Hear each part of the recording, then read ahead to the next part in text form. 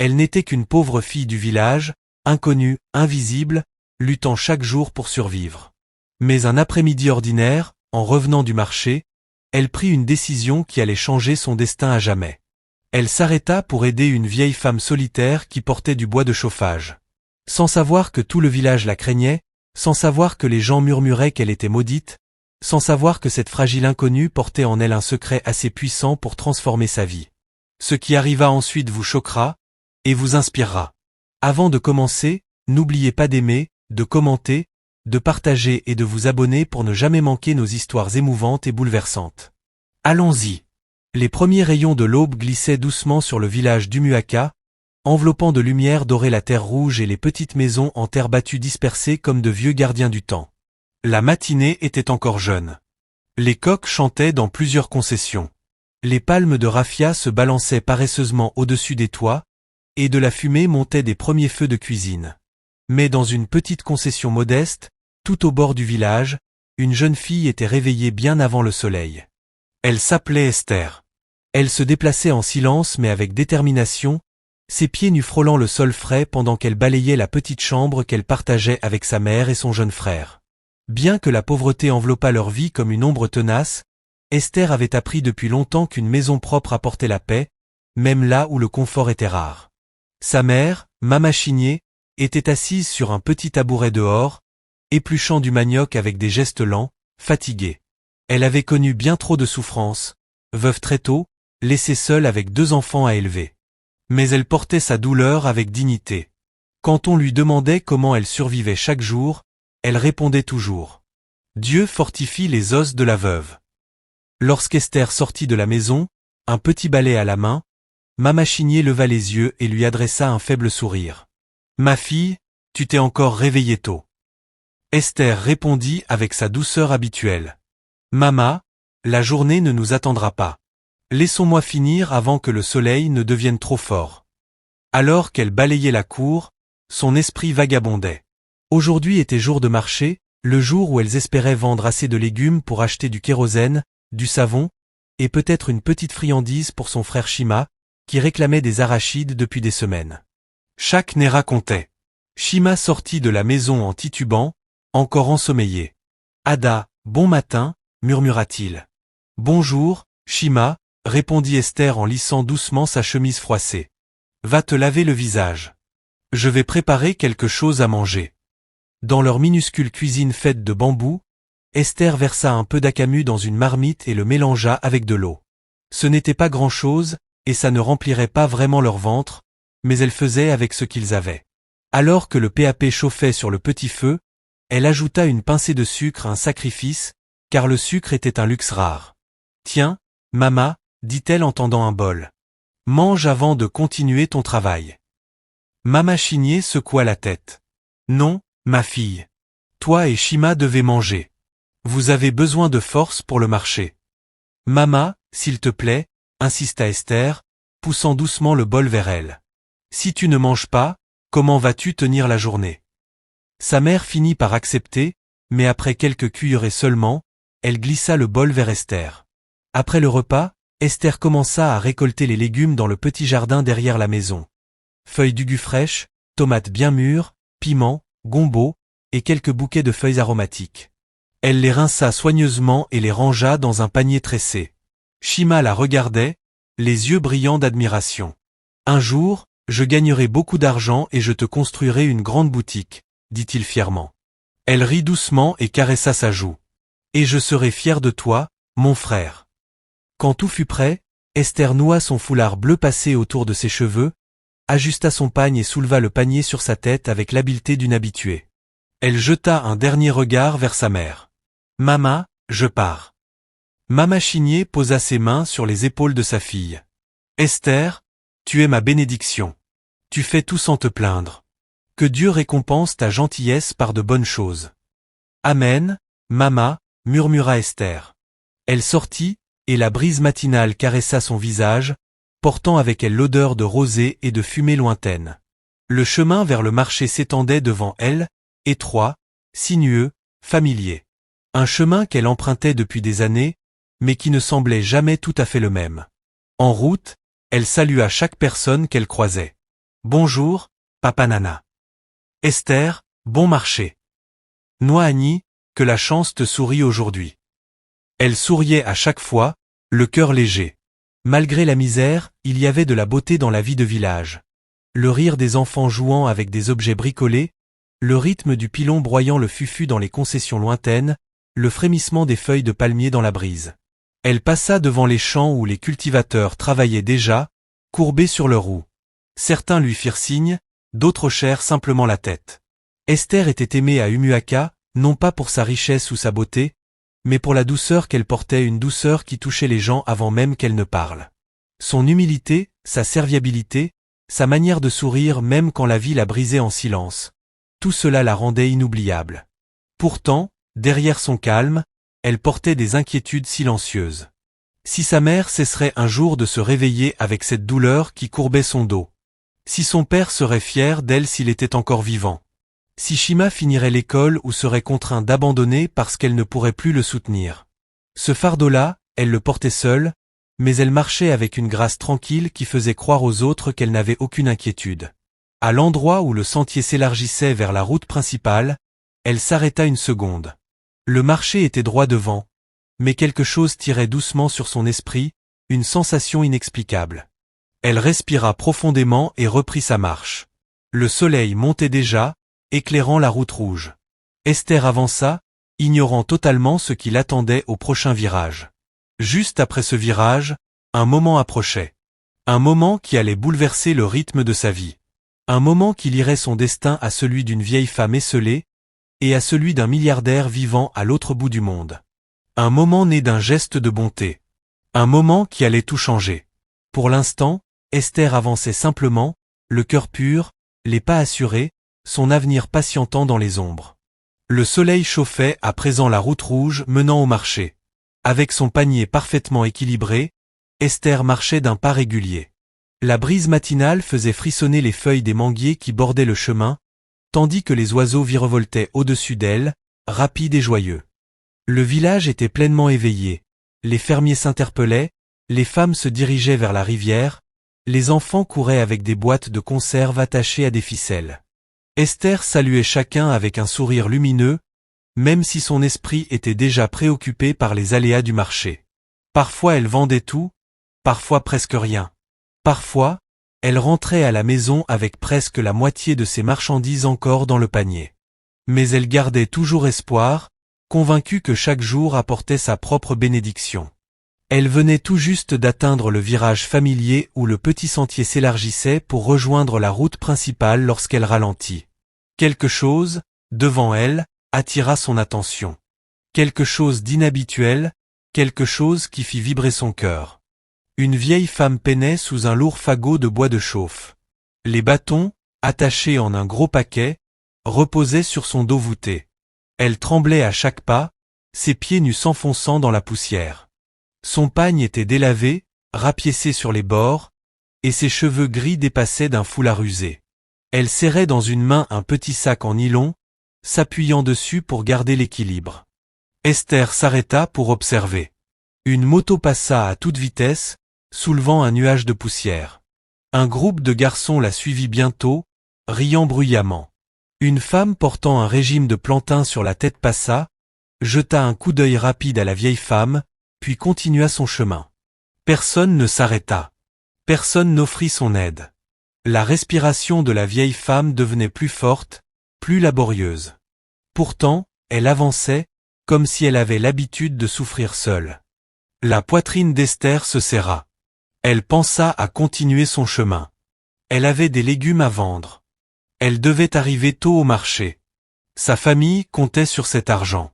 Mais elle ne pouvait détourner son regard des jambes tremblantes de la vieille femme, de son dos courbé, de sa lutte silencieuse. Esther fit un pas, puis hésita.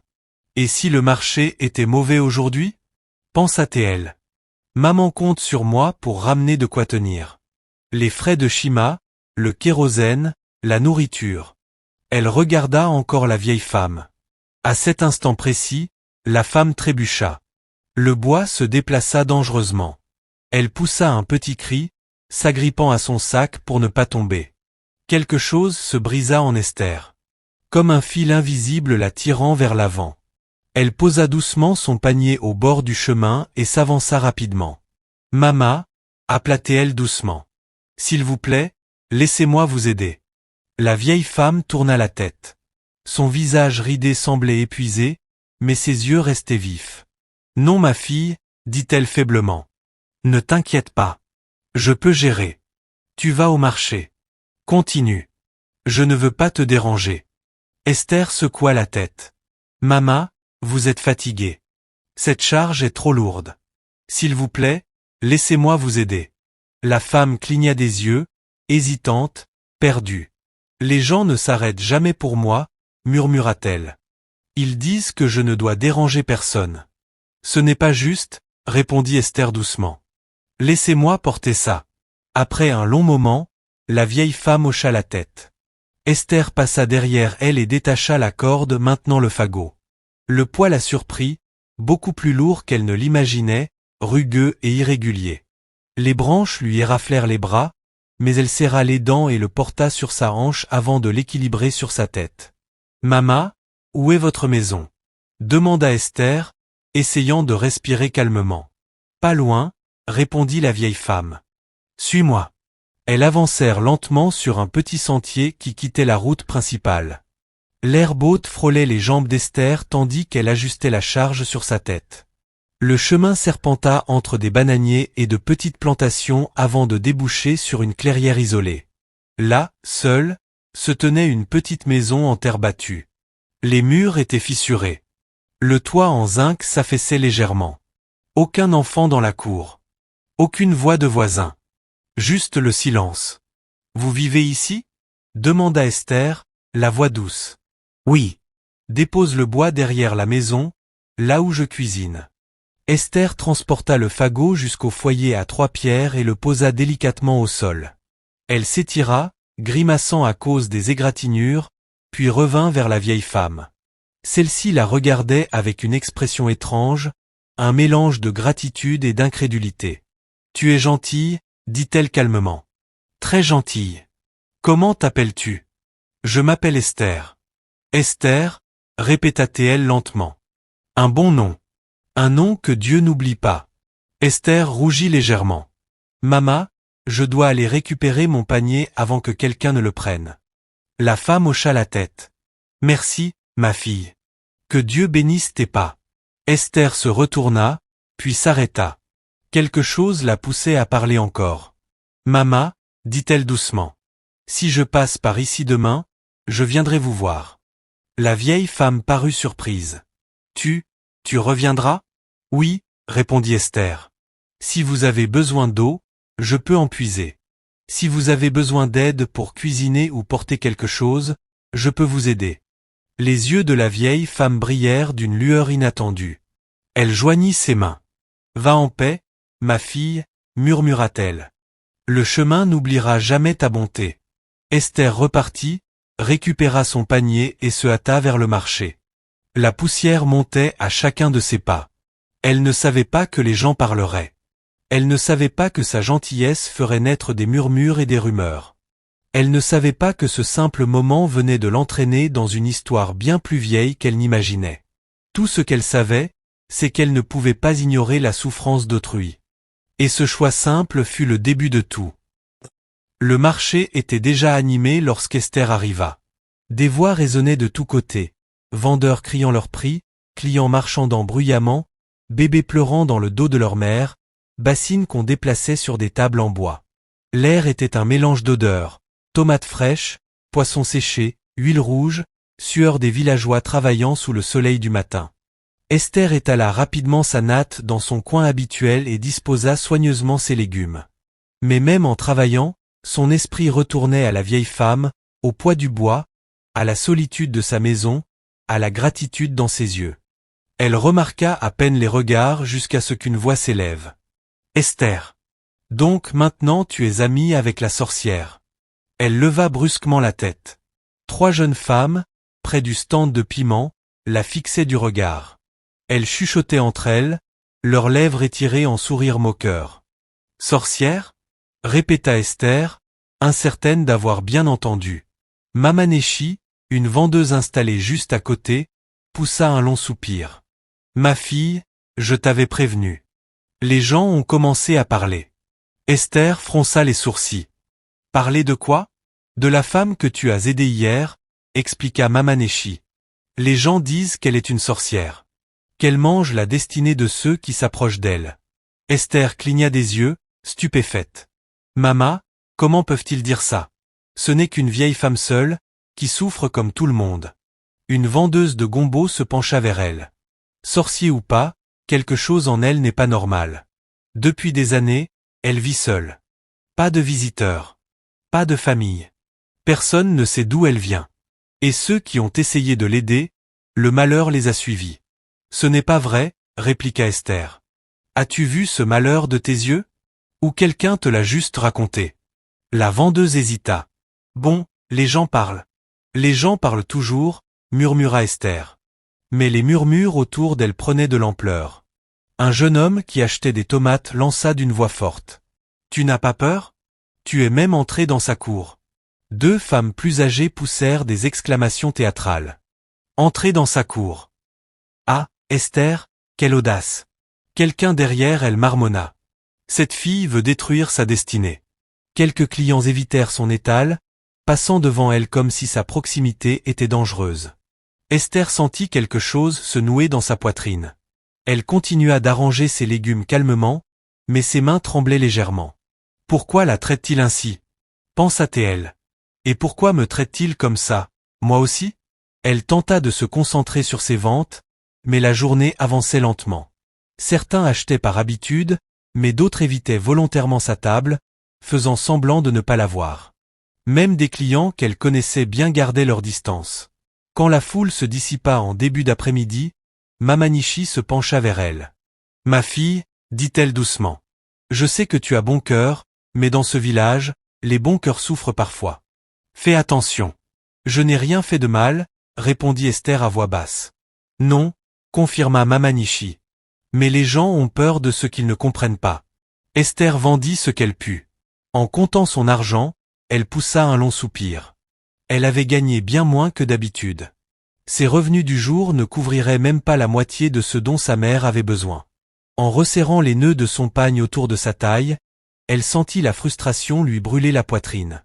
Pourquoi aider quelqu'un devrait-il causer des problèmes? Pourquoi la gentillesse serait-elle punie? Sur le chemin du retour, elle marcha lentement, la poussière collant à ses chaussons. Au carrefour où la route se divisait l'un des chemins menant chez elle, l'autre vers la maison de la vieille femme, elle s'arrêta. Les murmures du village résonnaient dans son esprit. Sorcière, malchance, mauvais signe. Elle ferma les yeux. Puis elle revit les épaules tremblantes de la vieille femme, le soulagement sur son visage, la solitude qui entourait sa maison délabrée. Esther rouvrit les yeux et prit le sentier étroit. Peu importait ce que pensait le village, elle savait ce qu'elle avait vu. Une femme dans le besoin. Arrivée dans la clairière, elle trouva la vieille femme assise devant sa maison en terre, en train d'éplucher lentement du manioc dans un bol. Ses mains tremblaient légèrement. Ses épaules affaissées ressemblaient à des branches courbées par des années de tempête. « Mama » dit doucement Esther. La femme leva les yeux. Un petit sourire apparut sur son visage ridé. « Esther, tu es venue. Je t'avais dit que je viendrais, répondit-elle. Elle posa son panier, resserra son pagne, et s'agenouilla près d'elle. « Laisse-moi t'aider. Ça ne te dérange pas ?» demanda la vieille femme d'une voix faible. « Les gens m'évitent. Ils disent que je porte malheur. Je n'y crois pas du tout, répondit Esther sans hésiter. La vieille femme cligna des yeux et ravala son émotion. Elle lui tendit le manioc, qu'Esther se mit à éplucher d'un geste rapide et habitué. Elles travaillèrent en silence un moment, l'air était chaud mais paisible. Puis la vieille femme parla. « Tu es une enfant rare, Esther. La plupart des gens changent de côté de la route quand ils me voient. » Esther la regarda doucement. « Pourquoi? Qu'est-ce que tu leur as fait ?» La femme esquissa un sourire amer. « Parfois, tu n'as rien besoin de faire. Les gens inventent leurs propres histoires quand ils ignorent la vérité. » Esther hocha la tête lentement, sentant le poids de ses mots. Elles terminèrent d'éplucher. Esther lava le manioc, prit de l'eau dans le pot en argile, balaya l'entrée de la maison et aida même à allumer le feu derrière la case. Quand tout fut terminé, elle s'assit sur un petit banc en bois à côté de la vieille femme. « Maman, pourquoi vis-tu seule? Tu n'as pas d'enfant ?» Les mains de la femme se figèrent. Son regard s'assombrit, comme si on venait de rouvrir une ancienne blessure. « Je ne veux pas parler de mes enfants, » chuchota-t-elle. Esther regretta aussitôt sa question. « Je suis désolée. Je ne voulais pas. » La vieille femme posa doucement une main sur la sienne. « Tu voulais bien faire. Mais mon histoire est lourde. » Le vent fit bruisser les arbres, portant l'odeur du feu de bois. Après un long silence, la vieille femme ajouta, d'une voix tremblante. « Mais peut-être qu'un jour, je te raconterai. Pas aujourd'hui. »« Quand tu seras prête, » répondit Esther simplement. Le soleil commençait à se coucher, projetant de longues ombres sur la clairière. Esther se leva. « Je reviendrai demain. » La vieille femme la regarda, les yeux brillants de gratitude. « Dieu t'a envoyé vers moi, Esther, que tu le réalises ou non. » Esther sourit doucement, mais en retournant vers la route principale, une pensée la troubla. Pourquoi tout le monde la craint-il autant? Et, dans l'ombre des arbres, Destiny observait silencieusement. En attente. Les jours suivants furent parmi les plus difficiles qu'Esther ait connus depuis longtemps. Chaque matin, elle se levait tôt, balayait la cour, préparait le repas pour sa mère et son frère, puis préparait son panier pour le marché. En apparence, rien n'avait changé. Mais autour d'elle, l'air avait une autre couleur. Les regards étaient plus lourds. Les murmures plus insistants. Les conversations s'arrêtaient dès qu'elle approchait. Le premier signe apparut lorsqu'elle arriva à son emplacement habituel. Deux femmes, qui d'ordinaire la saluaient joyeusement, changèrent de place pour éviter de s'asseoir près d'elle. L'une déplaça même tout son bassin, en marmonnant qu'elle ne voulait pas attirer le malheur. Esther fit semblant de ne pas entendre, mais les mots s'enfoncèrent dans son cœur comme des épines. En moins d'une heure, la rumeur se propagea encore. Cette fille va maintenant tous les jours chez la sorcière, lança quelqu'un près du stand de Gary. Moi? Je n'achète plus ces légumes, déclara une autre. Enfant, n'approchez pas de sa table, cria une vieille femme en tirant sa fille à l'écart. Esther resta silencieuse, les mains haranguant soigneusement des tomates que presque plus personne n'achèterait. Son visage restait calme, mais sa poitrine était serrée. Ce n'était pas l'absence de clients qui lui faisait mal, c'était la manière dont tout le monde la regardait désormais, comme si elle était devenue dangereuse. Une jeune femme s'approcha pour acheter des piments, mais s'arrêta net en reconnaissant Esther. « Ah, c'est toi? Désolé, je vais acheter de l'autre côté. » Le rejet lui fit l'effet d'une gifle. Elle ravala sa peine, continua d'arranger ses légumes. « Je n'ai rien fait de mal, » murmura-t-elle. « J'ai juste aidé quelqu'un qui avait besoin d'aide. » Mamanishi, qui observait la scène depuis un moment, se rapprocha finalement. « Ma fille, ne laisse pas leurs paroles troubler ton âme, » dit-elle doucement. « Les gens ont peur de ce qu'ils ne comprennent pas. Parfois, les bonnes personnes souffrent parce qu'elles font le bien. » Esther força un sourire. « Maman, pourquoi la traite-t-il comme ça? C'est juste une vieille femme qui vit seule. » Mamanishi secoua la tête. La peur peut transformer même les cœurs les plus doux en pierre. Quand une rumeur commence, la vérité devient trop faible pour la combattre. Les clients continuaient de l'éviter. À midi, elle n'avait vendu qu'un quart de ses légumes. Habituellement, à 7 heures, son panier était presque vide. Aujourd'hui, sa bourse ne contenait que quelques billets froissés. « Seigneur, aide-moi » murmura-t-elle. Quand il fut temps de ranger, elle se sentait lourde, vidée. Elle serra son pagne, prit son panier à moitié plein, et rentra lentement. Arrivée au carrefour, elle s'arrêta encore. Le chemin de gauche menait à la maison. Celui de droite, chez Mama Grace. Les avertissements du village résonnaient encore, mais l'image de la vieille femme, frêle et reconnaissante, parlait plus fort. Esther ferma les yeux un instant, puis prit à droite. En arrivant dans la clairière, elle entendit une tout derrière la maison en terre. Elle accourut. Mama Grace était pliée en deux, luttant pour reprendre son souffle après avoir tenté de couper du bois. « Maman !»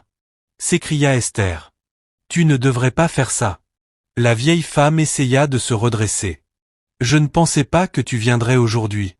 Je t'avais dit que je viendrais, répondit Esther en l'aidant à s'asseoir sur un tabouret en bois. Mama Grace lui offrit un faible sourire, ses yeux brillaient d'une tendresse fragile. Les gens ne tiennent plus leurs promesses avec moi. Tu es différente. Esther posa son panier et commença aussitôt à ranger les morceaux de bois épars. Elle balaya l'air de cuisson, puisa de l'eau dans le pot en argile, et lava les assiettes de la vieille femme. À mesure qu'elle travaillait, une paix étrange s'installait en elle. Malgré la cruauté du village, cet endroit lui apportait un certain calme. Quand elle revint s'asseoir à côté de Mama Grace, la vieille la regarda longuement, en silence. « Esther, dit-elle doucement, est-ce que les gens te dérangent à cause de moi ?» Esther baissa les yeux, triturant le bout de ses doigts. « Ils parlent trop. Ils disent des choses sur toi. Et comme je viens ici, ils disent aussi des choses sur moi. » Mama Grace inclina tristement la tête. « Je suis désolée. Tu ne devrais pas souffrir pour le simple fait de me connaître. »« Tu n'as rien fait de mal, » répondit Esther sans hésiter. « Les gens ne te comprennent pas, c'est tout. » Les yeux de la vieille femme s'humidifièrent. « Mais tu ne m'as jamais demandé pourquoi je vis seule. Tu ne m'as jamais demandé pourquoi tout le monde m'évite. »« Je l'ai demandé une fois, » admit Esther doucement. « Mais tu as dit que ton histoire était lourde, et je ne voulais pas rouvrir une blessure. » Mama Grace essuya une larme discrètement. « Tu as une âme douce, ma fille. Une âme rare en ce monde. » Un instant, seul le bruissement des feuilles et l'écho lointain des oiseaux du soir rompirent le silence. Puis Mama Grace reprit, la voix tremblante. « Les gens pensent que je suis une sorcière. Ils pensent que j'ai chassé mes enfants. Ils pensent que je me suis attiré des malédictions, mais rien de tout cela n'est vrai. » Esther écouta sans un mot, le cœur déjà serré devant une histoire qu'elle ne connaissait pas encore. « Je vivais autrefois dans un autre village, » poursuivit la vieille. « Un endroit plus grand, rempli de cœurs jaloux. J'avais un fils, mon unique enfant. Il était brillant, gentil, déterminé à réussir. Il est parti étudier à l'étranger. Alors les gens ont commencé à se fâcher. Ils croyaient que son succès signifiait que je leur avais pris quelque chose. Ils ont menti, murmura Esther. Oui, hocha Mama Grace. Leurs mensonges ont brûlé comme du feu. Quand mon fils est parti pour l'Amérique, le village entier s'était retourné contre moi. J'ai fui ici pour me protéger, et pour l'attendre.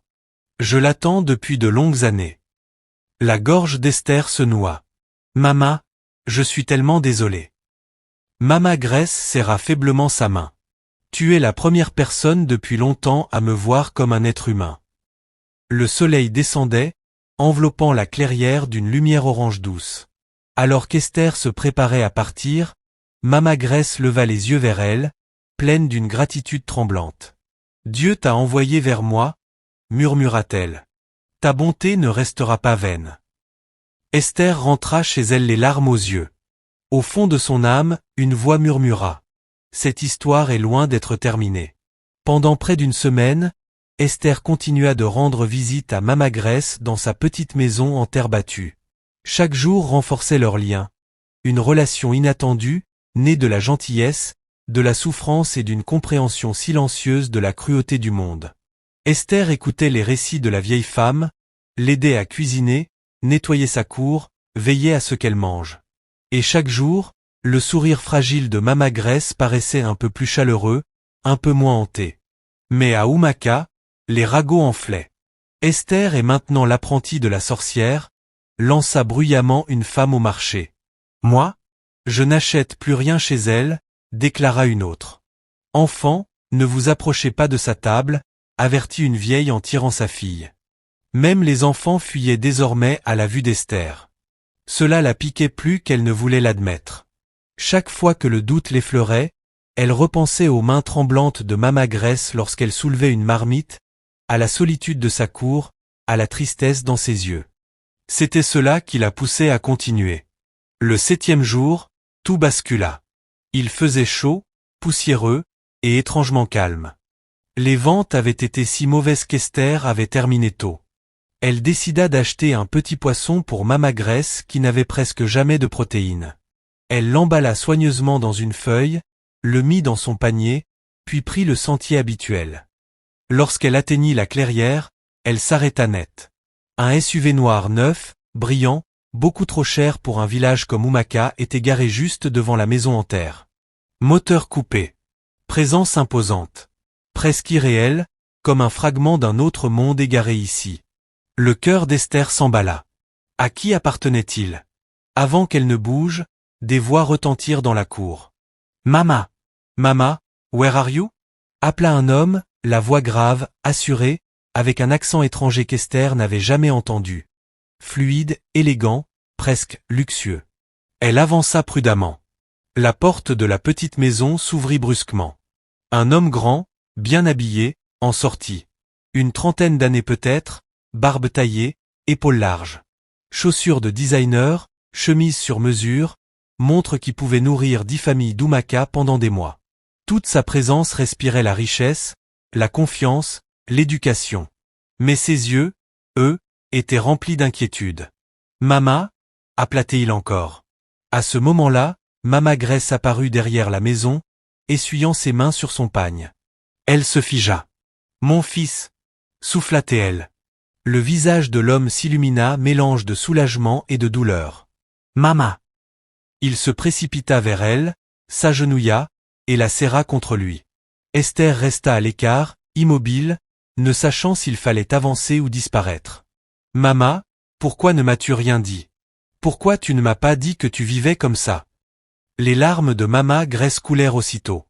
Mon fils, je t'attendais. Je ne voulais pas te déranger. Je ne voulais pas t'empêcher d'avancer. Il secoua la tête, tenant ses mains. Te déranger? Mama, tu es ma mère. Personne ne te remplace. Personne. Esther sentit son cœur se serrer. Elle avait deviné que l'histoire de Mama Grace cachait de la douleur, mais jamais elle n'avait imaginé cela. Tu as réussi, murmura Mama Grace. Tu es devenu tout ce que nous espérions. Oui, mais ça ne vaut rien si tu souffres. Son regard parcourut la cour, les murs fissurés, le toit rafistolé, la cour vide. Qui t'a fait ça? Demanda-t-il d'une voix plus dure. Qui t'a abandonné ici? Mama Grace secoua la tête. Les gens peuvent être cruels, mais Dieu m'a envoyé quelqu'un. Elle se tourna lentement et pointa Esther. L'homme suivit son geste, et leurs regards se croisèrent. Un long instant. Confusion. Surprise. Puis quelque chose de plus doux. Mama, qui est-elle? Demanda-t-il. Les lèvres de Mama Grace tremblèrent. La seule personne qui a pris soin de moi depuis des années. La seule qui m'a vu non pas comme une sorcière ou une malédiction, mais comme un être humain. Elle a porté du bois pour moi. Elle a cuisiné. Nettoyé. Prié avec moi. Les joues d'Esther chauffèrent. Mama, s'il te plaît. Mais Mama Grace continua. C'est l'enfant que Dieu a utilisé pour me garder en vie. L'homme se tourna complètement vers Esther. Ses yeux étaient profonds, attentifs. Il avança d'un pas. Merci, dit-il d'une voix ferme mais pleine d'émotion. Je ne connais même pas ton nom, mais merci d'avoir sauvé ma mère. Elle s'appelle Esther, dit Mama Grace avec fierté. Elle a un cœur pur. Esther baissa légèrement les yeux. Je n'ai fait que ce que n'importe qui aurait fait. Pas n'importe qui, répondit l'homme. Personne d'autre ne l'a aidé. Toi, si. Un souffle de vent fit frémir les feuilles autour d'eux. Et vous, monsieur, comment vous appelez-vous? Demanda enfin Esther. Il se redressa légèrement. Je m'appelle Daniel. Daniel Shukuma. Esther cligna des yeux. Ce nom, elle l'avait déjà entendu quelque part. Shukuma, un nom puissant, une famille riche. Daniel esquissa un léger sourire en voyant qu'elle avait reconnu le nom. Oui, je suis ce Daniel dont les gens parlent, celui qui est parti très jeune en Amérique. Mes entreprises sont aujourd'hui aux États-Unis, en Europe et à Abuja. Je suis revenu parce que j'ai reçu une lettre disant que ma mère n'était peut-être plus en vie. Mama Grace serra doucement son bras. Mais je suis vivante. Et elle pointa encore Esther du doigt, c'est grâce à elle que j'ai survécu assez longtemps pour te revoir. Le regard de Daniel se fit plus doux, plus reconnaissant, quelque chose qu'Esther ne savait pas nommer. Il fit un pas vers elle. Esther, dit-il doucement. Tu ne le réalises pas encore, mais tu as changé cette famille pour toujours. Ces mots provoquèrent un étrange frisson dans la poitrine de la jeune femme. Mama Grace, les yeux humides, sourit. Mon fils, c'est la fille dont je t'ai dit que Dieu me l'enverrait. Daniel regarda encore Esther, et cette fois, elle comprit. Sa vie venait de changer. La transformation du village. Les jours qui suivirent le retour de Daniel furent comme rien de ce que le village d'Oumaka avait jamais connu. La nouvelle se répandit plus vite que le vent. La sorcière de la maison en terre n'était pas une sorcière, mais la mère d'un milliardaire. Ceux qui l'avaient méprisée se mirent désormais à éviter sa cour, honteux.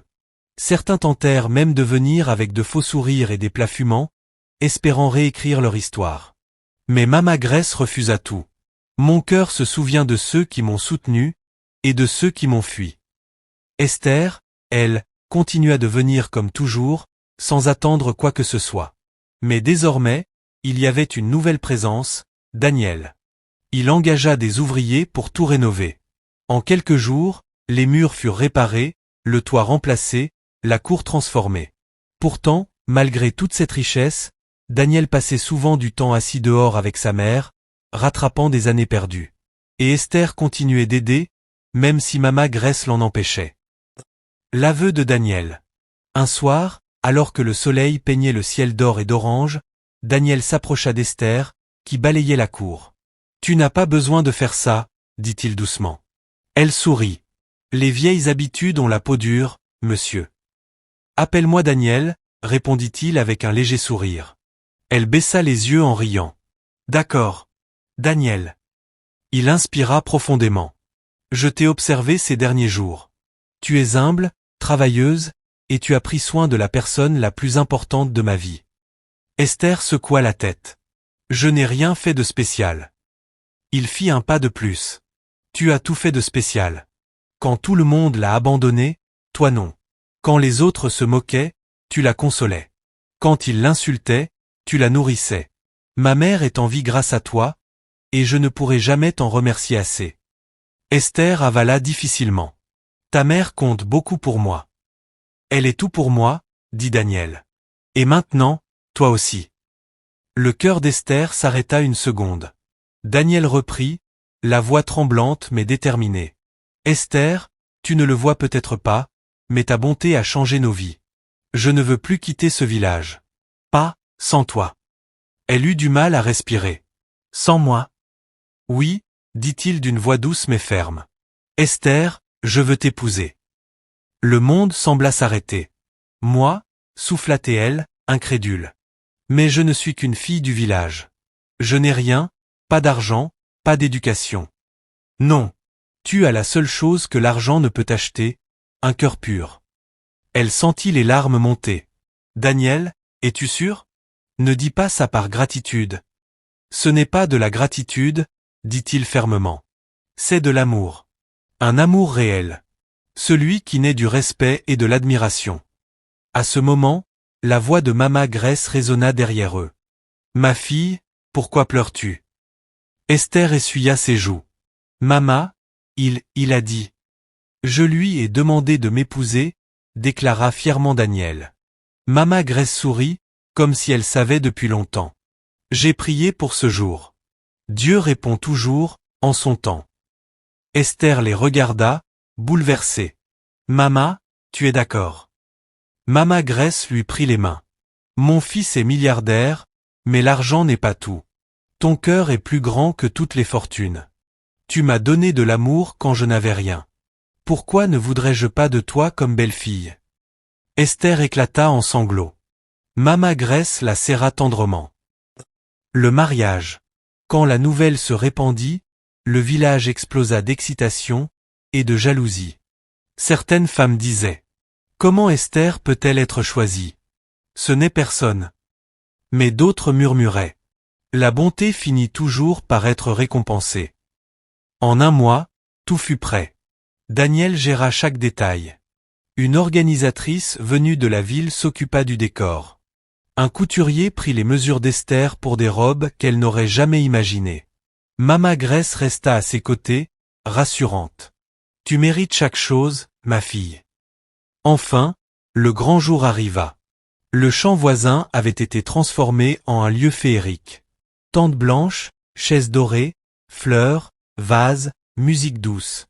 Les voitures formaient une longue file devant le village. Esther sortit vêtue de sa robe blanche. Elle semblait flotter. Son visage brillait d'une joie sincère. Mama Shinari fondit en larmes en voyant sa fille. « Seigneur! Esther, regarde-toi !» Esther l'enlaça. « Mama, Dieu nous a enfin regardés. » La cérémonie commença. Daniel, en costume blanc, la fixait comme si elle était un miracle. Lorsqu'elle avança vers lui, portée par les bénédictions silencieuses, le village entier retint son souffle. Arrivé devant lui, Daniel prit ses mains. « Tu as remis mon monde à l'endroit, » murmura-t-il. « Et toi, tu as changé le mien, » répondit-elle. Les prières montèrent, les vœux furent échangés. Quand ils s'embrassèrent, le village éclata en cris de joie. Les tambours résonnèrent, les danseurs envahirent l'espace, la fête commença. Pendant la réception, Mama Grace se leva et tapa doucement sur son verre. « Mes enfants !»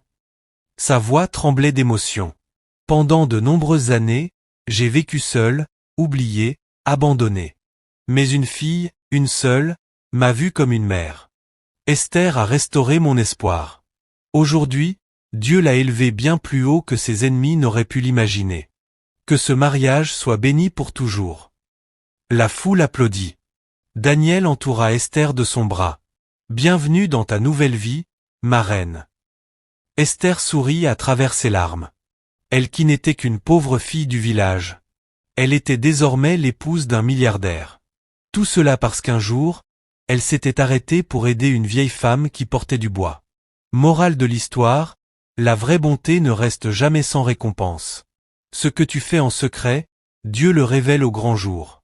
La vie d'Esther a changé non pas grâce à sa beauté, sa richesse ou ses opportunités, mais grâce à sa compassion.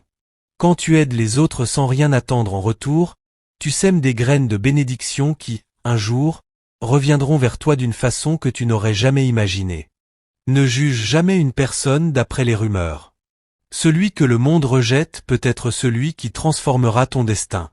Merci infiniment d'avoir regardé cette histoire pleine d'émotions. La vie d'Esther nous rappelle que la bonté n'est jamais vaine. Et que chaque bonne action est une graine qui finira par devenir une bénédiction inattendue. Crois-tu que le fait d'aider les autres peut changer ton destin? Dis-le nous dans les commentaires ci-dessous. Si tu as aimé cette histoire, merci de liker, commenter et partager. Et n'oublie pas de t'abonner pour ne manquer aucune histoire inspirante et puissante sur cette chaîne. À la prochaine.